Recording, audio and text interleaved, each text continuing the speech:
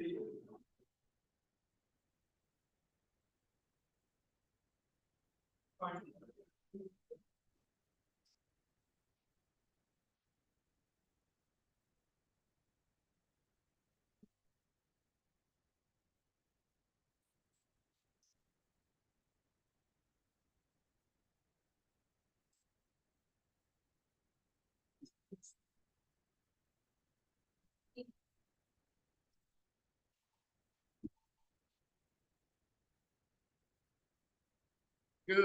afternoon. Check, check. Mic check. Check, check, check, check, check.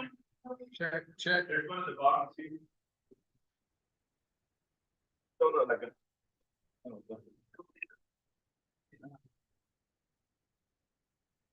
Rookie. I know, it's been a while. Check. Oh, there we go. Good afternoon, everyone. Welcome to Irving, Las Colinas Rotary Club. It is a delight to see each and every one of you. Thanks to those of you who are joining us virtually.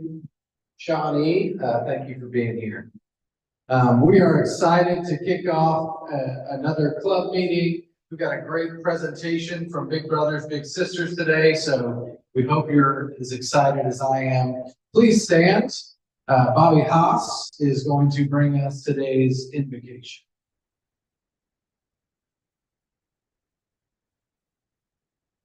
Let us pray. We pray that God will give us leaders of integrity who will govern in righteousness, wisdom, and truth. May our leaders have the courage to lead with wisdom, not political expediency.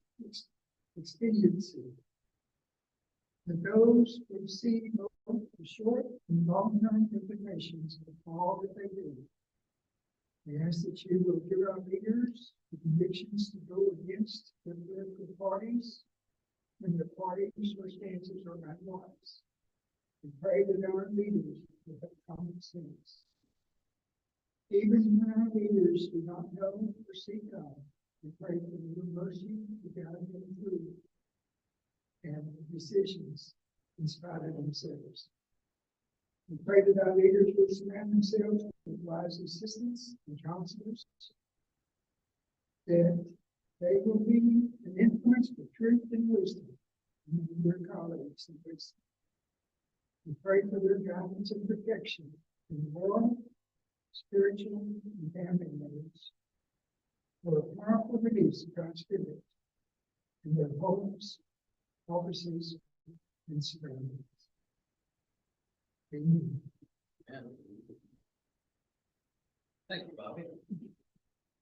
That was excellent. And my dear friend, Richard Raymond, is going to now lead us in our Pledge of Allegiance.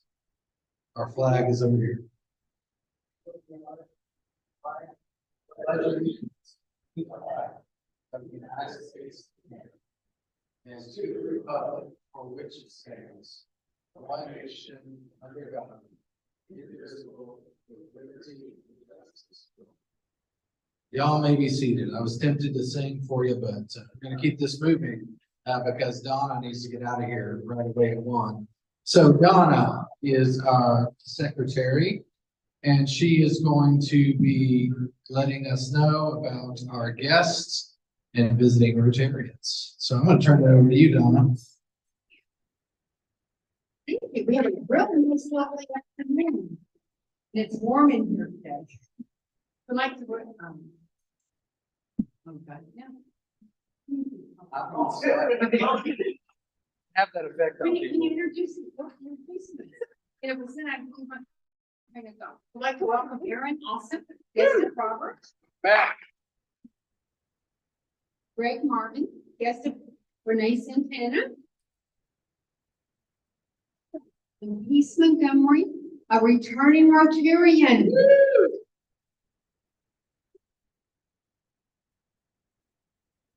Yeah, we have a good group today. I forgot to mention, I am Shane Webb, past president of this fine club.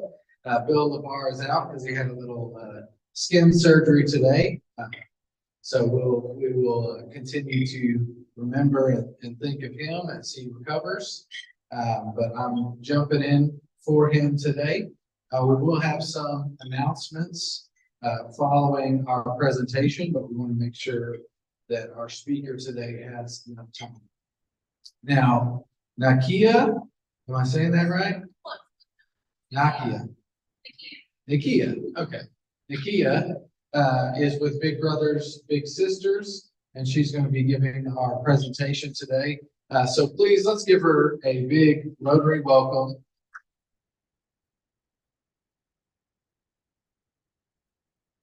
Thank you for joining us. Come on up.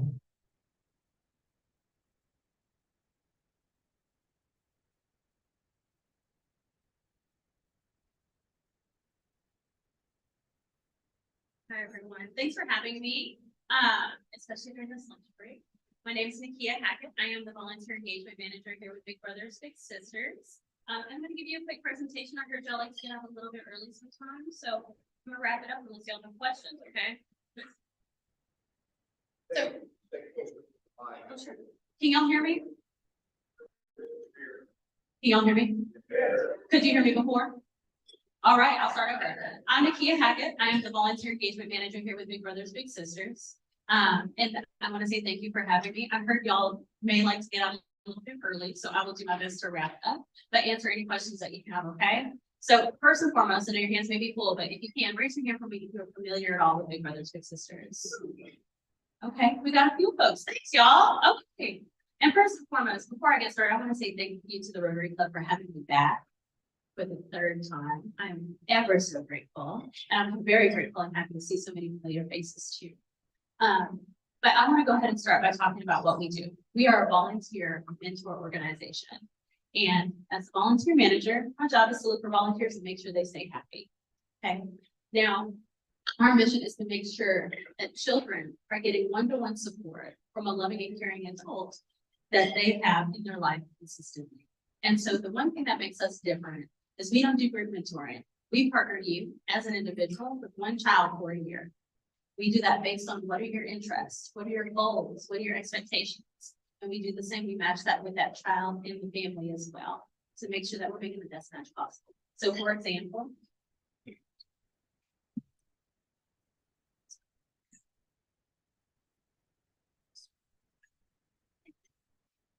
so I got to rewind, figure out what I was saying. Thank you. But so we do our matches based on personality, expectations. We interview you, we interview the children, and we interview the parents as well. Now, in that relationship, again, we want to make sure, say, for example, how many of you like sports? Okay, well, listen, that's not me. And they're not going to match me with a child who likes sports. Okay, so they're going to ask you those things. Now, we get volunteers from all over the United States with all different interests, all different backgrounds. And so regardless of what you think, where you may be lacking, whatever that may be, you are very fit to be volunteer. Now, our mission is to make sure that every kid graduates with a plan for their future and a mentor that lasts a lifetime. One of my favorite stories to tell is my best friend. Her name is Anne-Marie Freeman. She works at Uber as a talent acquisitions manager. And she is 38 years old. She is still in contact with her mentor from when she was 7 years old up in Pennsylvania. Her stepdad is still a mentor here at Fort Worth. And he has been mentoring for over 30 years since he got out of the military. And so it's about building those bonds and relationships, right? Now, our mission works because we put our kids first. We make sure, we say, hey, again, what are your goals, what are your expectations? What are you lacking and where can we find the support that you need to get you where you want to be? Whether that means you want to join the military, whether that means the kids want to go to a four-year university, they want to be a software developer, if they want to be a leader in the community, we want to make sure that we're pairing them with the right person to get them there. Okay. Now, with our kids, all of these numbers, and I will make sure that you get this presentation, all of these numbers are saying, in a nutshell, that our kids are thriving. They're not just succeeding, they are thriving in every aspect, emotionally, socially, academically, because they have that additional support. Now, who are our littles? Who are our kids? And I'm not gonna stick to just some of our outcomes here, but most of our kids are coming from single parent households.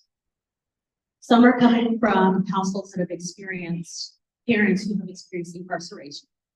And we know that whenever kids are exposed to those things, they see those things, they don't know any different. A lot of times they may accidentally end up in the system as well, right? By chance, by happenstance, the people they're around. And so we want to make sure that we are building a strong community for them to be a part of. So that way they can see different. You can't be it if you can't see. That is what I learned growing up. Now with our kids too, I will say they have passed for me. Now, this time, about 6 months ago, we had over 400 kids on our wait list. That number is down to 300. And that may not sound like a big gap, but when it comes to narrowing down our volunteers and figure out who's a good fit, who wants to be here and who is here to support our children, that's a massive win. So if you don't have silverware, I would love to hear a clap. I would love, thank you. And that is a testament to the work that we do. We currently have in the state of Texas over 5,000 active matches, which means that it's 10,000 people who show up at least one time a month to give their time to a child who is in this community to help raise them. And the way I was raised, I've always heard it takes a village. It's not just on parents, it's not just on the grandparents, it's not just on the teachers. It is the village that continues to raise this community. And that's why I think no better place than a Rotary Club to be.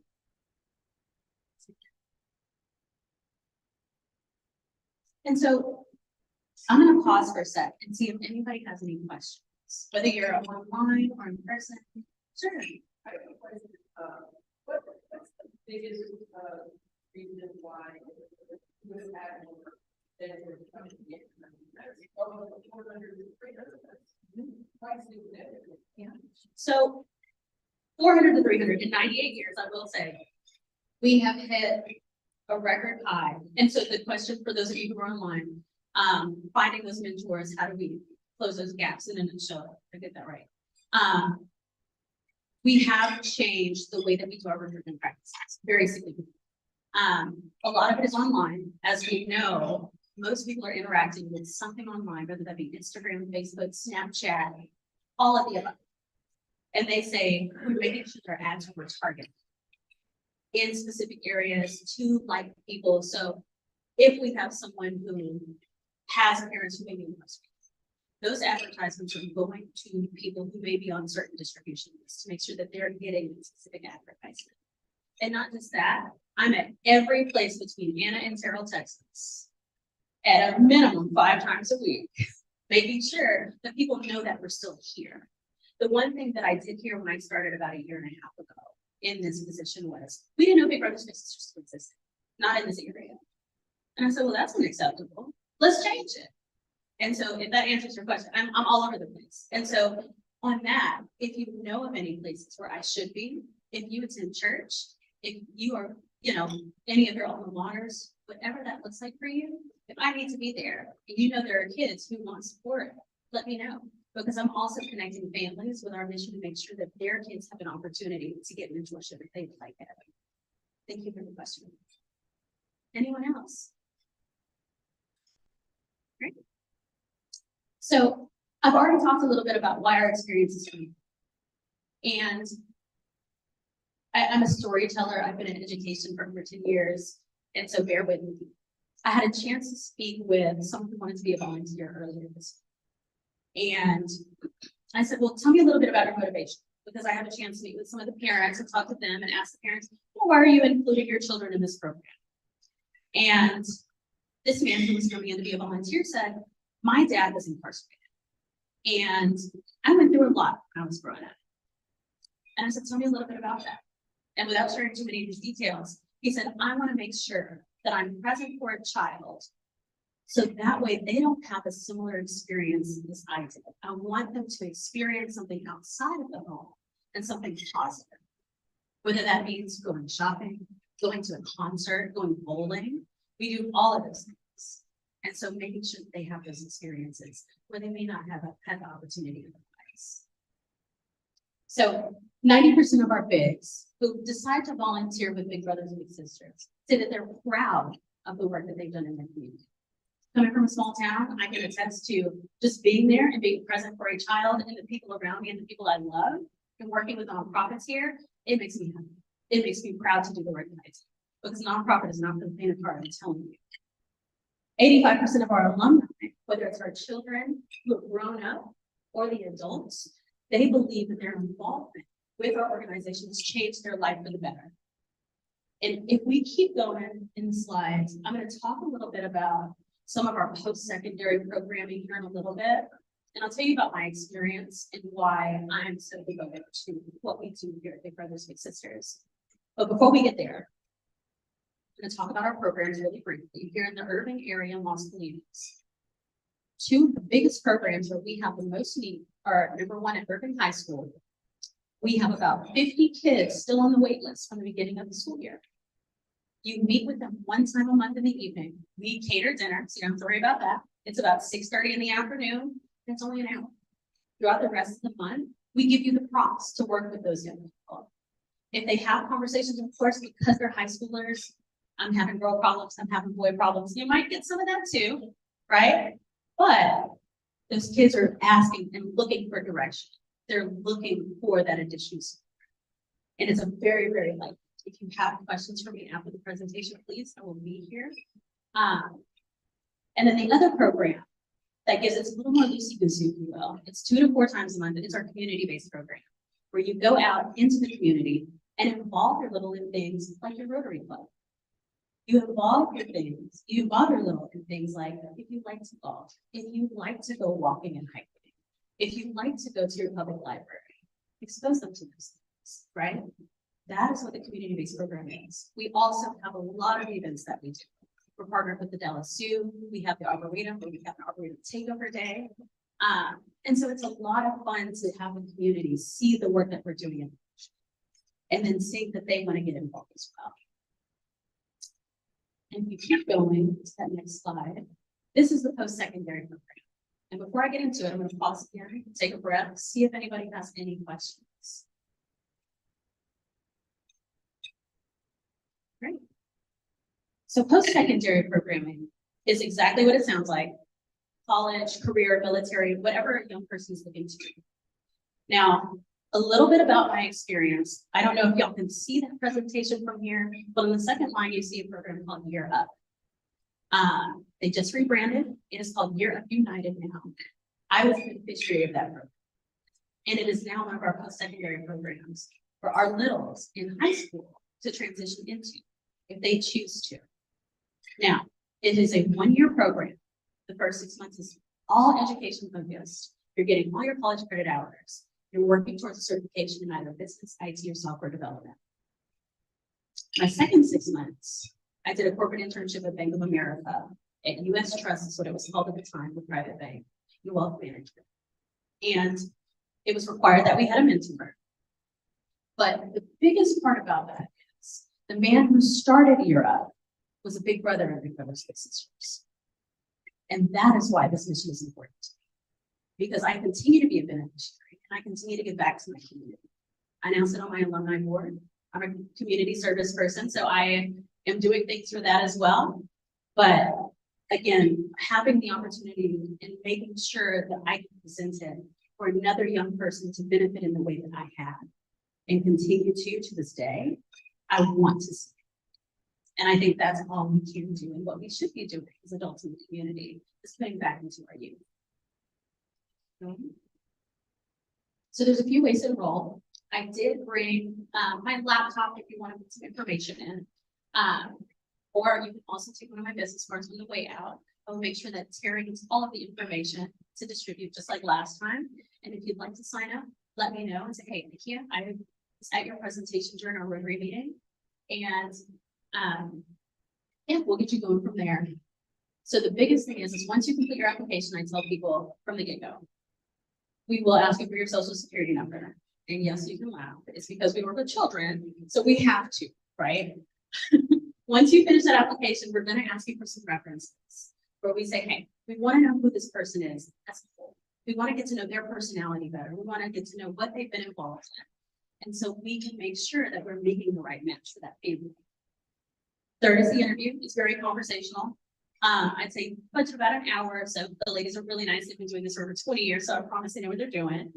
And then there's an online training and it takes about an hour to complete. And so again, it's not a lot of work to get in. And then last, you get to meet with your little. And I'd say one of the best experiences I've had was going to one of our high school programs at New Tech High School. And one of our board members, his name is Charles. He is a little bit older and he is absolutely wonderful. Just the most confident person I've ever met in my life, ever. And he walks up to me and he just kind of hovers behind me the entire time. During that first meeting, I was like, Charles, what are you doing? He's like, I'm nervous. I was like, nervous? Charles, what do you mean you're nervous? Oh, you're the most confident person I've ever met in my life. And then his little comes up and says, hey, I'm looking for my bag. I was like, here he is. And to this day, Charles, everywhere he goes, talks about his relationship with his little, because now that they've bonded, they love the time and place together. And so I encourage you, ask me questions. I encourage you to sign up and learn more. That is all I have for this presentation. So I appreciate your time. I'm very grateful, and I would just want to say thank you for having me today. Yeah.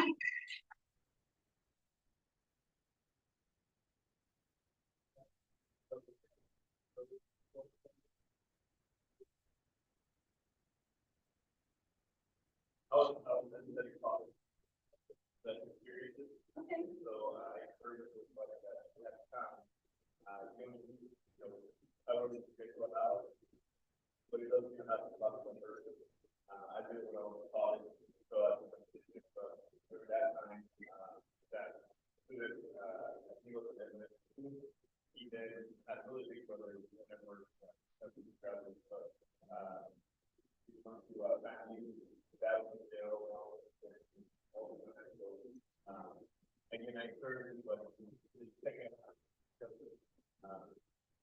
you don't know who you're going to be impacting if you take the time. So, and it's a great program. It doesn't take a lot of time of your time. So, as much as you want to give into it. And anybody who has any involvement with Big Brothers Big Sisters, I really want to encourage you to talk to people about it. Tell them about your experience, because I think the most powerful and impactful thing that we can do is talk about our experiences, right? Whether they get involved in that way or not, we also have a Young Professionals Association. We also have other volunteer opportunities and board openings where we need additional support, because that's where some of our board helps us do our strategy in the background. So to answer your question, that's another way that we could increase that and decrease the number of people on our wait list. So thank you again. I'm very, very grateful to have been here. That QR code will send you to our inquiry form. If not, we can do it at a more personal level. We can take care of that offline. But thank you again, and I hope you all enjoy the rest of your day.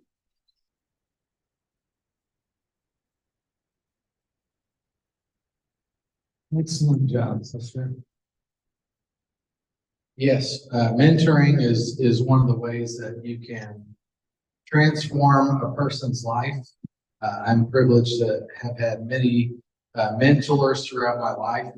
So this is one way that you can give to the community that makes a lasting impact.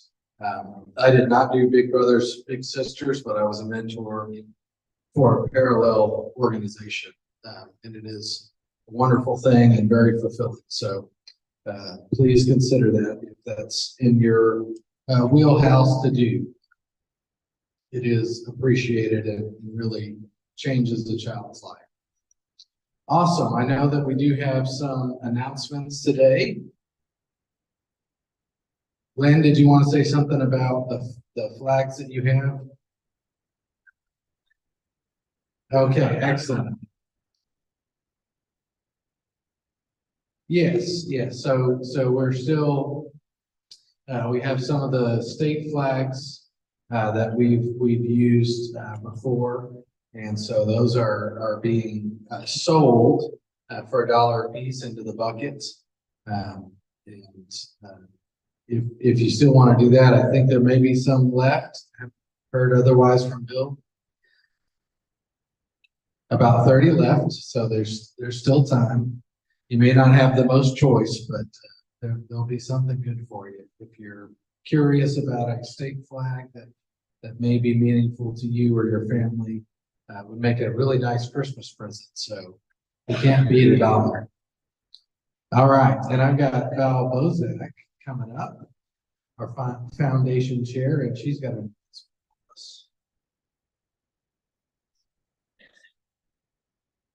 This past Saturday, we had the district meeting at Brookhaven College. And we did have the foundation training, so it was kind of a dry topic, but there are two people that are required to be there to have the training. You know, not just necessarily at this meeting, but I was very grateful that Ivan was there for his very first Rotary District meeting. So I appreciate that because that gives us our two that we need in order to fill out our grant applications.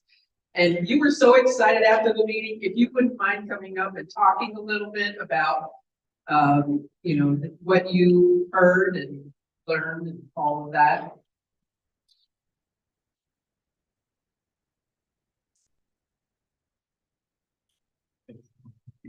Well, I thought it was very informative to learn. I attended the meeting because I want to learn more outside of this. Understand what is driving historically Rotarian culture, where funding comes from, how's it get reorganized and redistributed, and how we can obtain more support for our mission and our goals. And what I learned through the foundation is, you know, the partnership that's there to put in the work. You know, it's the paperwork that a lot of times are deterrents, but there's a process to the system. Understanding it and understanding how to utilize that system for the value of their program. There was one thing I mentioned about that I want to try to find out, and it goes back to, you know, the mission of Rotarians. It's utilizing our resources, putting them together for the greater good above ourselves. And there's a group that's in the Waxahachie market. And I brought this, it's a Women's Surgical Unit. It's a global grant they received. And to be able to search for waters for these procedures in Kenya. And I was telling Bob, I was like, well, you know, I'm in that world of medical device and manufacturing. You know, one thing I look at healthcare is where it is.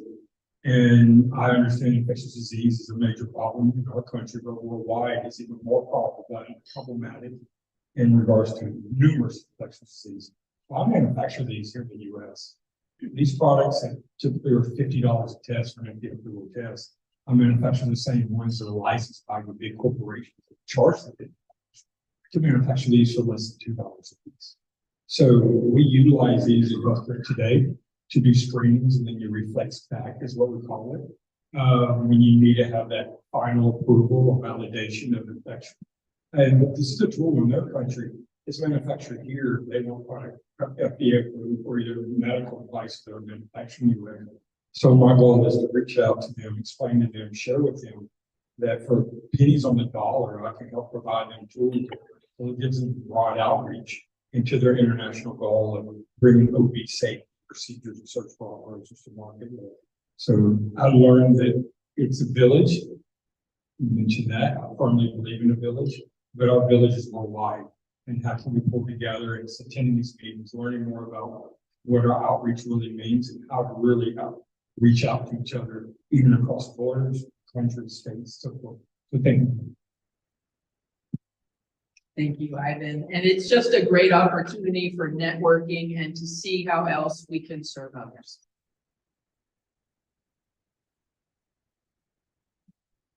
Thank you, Val. I know we have at least one other announcement, but before we get to that, I did want to let everyone know of a concern that David Harris is in the hospital in Houston. He was down visiting family and got pneumonia. So he's there in Herman Hospital. So if you're friends with him, you may want to send him a message, know that we're thinking of him. And if you're one of those that likes to pray, if you'll lift him up in your prayers, I know he'd appreciate that. Also, we do want to remember Kyle Taylor, CEO of Irving Cares, also a member of this club, who recently lost his spouse, Sydney. The funeral is coming up soon. There is an opportunity to make a donation to Irving Cares in her honor. So as individuals of this club, I would encourage you to participate in that if you are able. I think it would be very meaningful to Kyle. So please consider that as we go forward. Rick, I think you've got an announcement for us.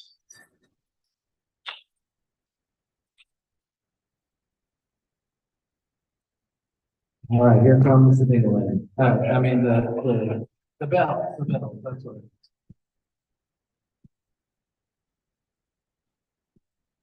is. Well, thank you, Prez. Guess what time of year it is, folks?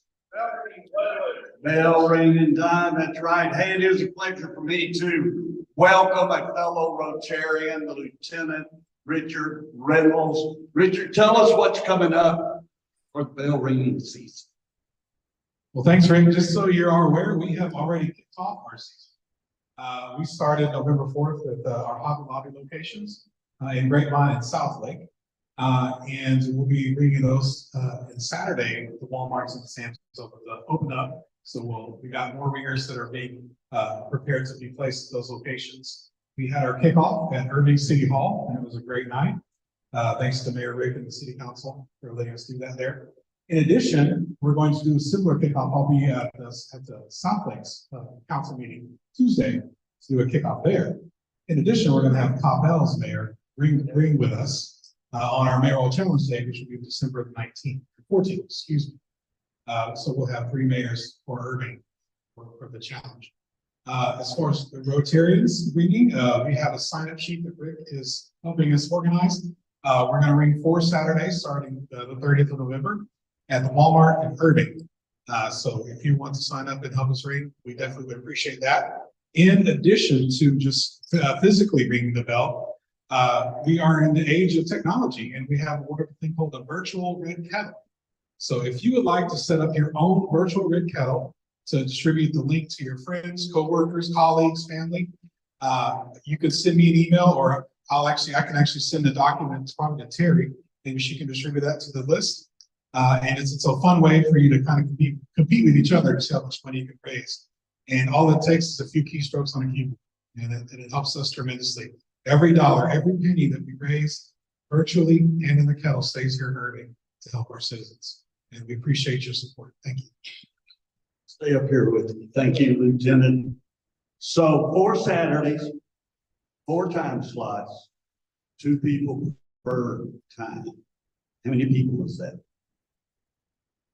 It's not a trick question. 4 to 2 is 32. Oh, we need 32 Rotarians to fill all of our time slots. So guess what? Just today, just asking the Rotarians that are here, we have 12 of those slots already filled. And I haven't talked to Ivan, and I haven't talked to Val yet. But Val said yes, Ivan said. So add that, we got 14 or 15. So I've talked to virtually everyone here. So I think we will be able to fill the slots. I will send each of you the total overall sheet. It has my number. It'll have Lieutenant's number. And so this thing works extremely well. Last year we were like what, number 1 or 2 in the region fundraising, 2,800 or something. I'm not sure that I got to check those numbers. Yeah. Oh my But God. I will say this: we are having a much better year so far than last year. We're 1,300 over where we were last year. This year so far, so that's good. Outstanding, thank you. One thing you mentioned, I had Terry Oliver, and you told me she's going to be ringing a bell at the Irving Marathon running series of what, December 21st? And we'll also have a kettle at the Yeah, turkey trot. Okay, so outstanding. So if you want to come out, I guess, and run and ring and do whatever, so we'll see you there. So same. Well, you know, I'll pay your entry if you'll do it. You walk the marathon? Yes, you can. Well, there's 5. Just might be there a couple days, right? Well, just don't run and kill like Pastor Shane. But anyway, thank y'all all for participating. We're gonna have a fun time with this. Do I have time to shift gears? We'll talk about something near and dear to all of our hearts. That is the Rotary Flag Program. If you worked on a route, would you please stand up? Got Robert also. We got Ivan. And you worked on a route. We got Patty, Renee, got Terry Oliver, Richard Raymond. Richard, you put out 72, you put out 32, that's 104. Somebody add that up, that's 147. 62, now I'm out of numbers, that's about 209. And that's about 244. Oh, 30. That's 274 flags. So, Max, you're the accountant. So what's 274 times 16.5?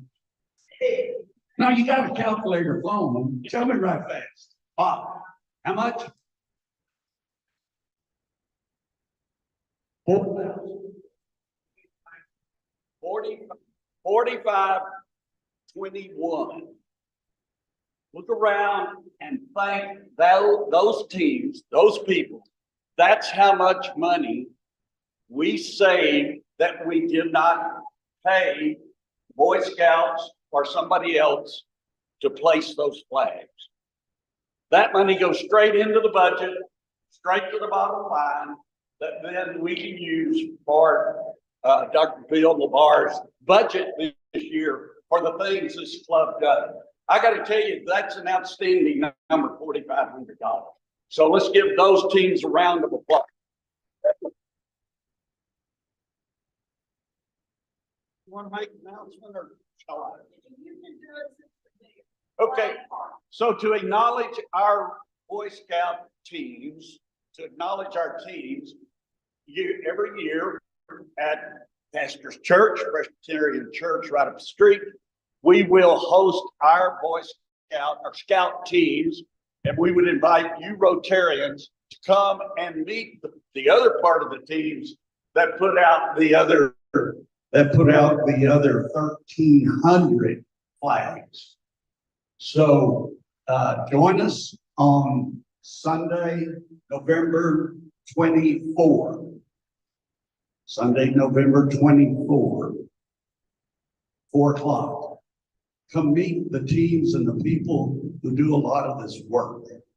And we'll have some pizza for them. You can meet some of the scouts, some of the kids. You can interact with them. You can learn what they experience by putting out 100, 200 flags. They are really the workhorse in addition to you folks that build the flags, but those teams are the people that carry the load for us. Put that on your calendar. Let Kathy Howard know, RSVP, or just RSVP right now to Patty and let us know so we know how much food and drink to order. So, Mr. Past President, that's all I've got. Thank you for the time. Amazing club. Yeah, we do have a good one. Appreciate you, gentlemen. And the bell ringing is really fun. And I challenge anyone to have a more festive outfit than I do every year. So.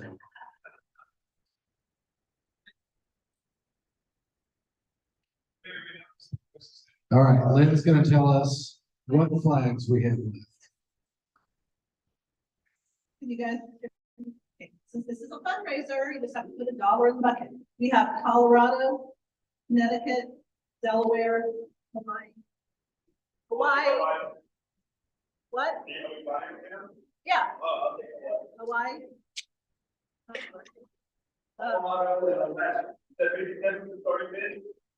They're $1. Okay. All right. Where I lost track, guys, lost track. Colorado, Connecticut, Delaware, Idaho, Illinois, Maine, Massachusetts again, Minnesota, Nevada, New Hampshire, New Jersey, Oregon, Rhode Island, South Dakota, Utah, West Virginia, and Wisconsin.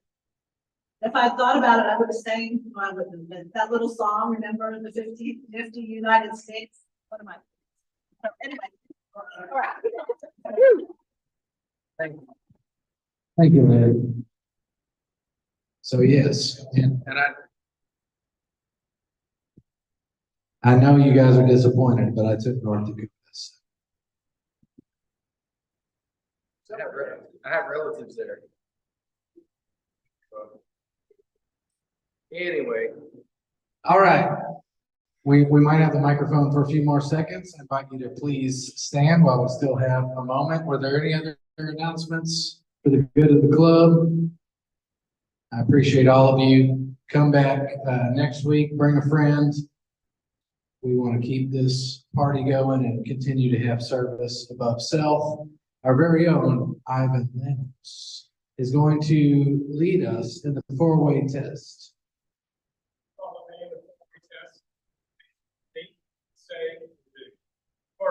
Is it the truth? Second. Is it fair to all concerned?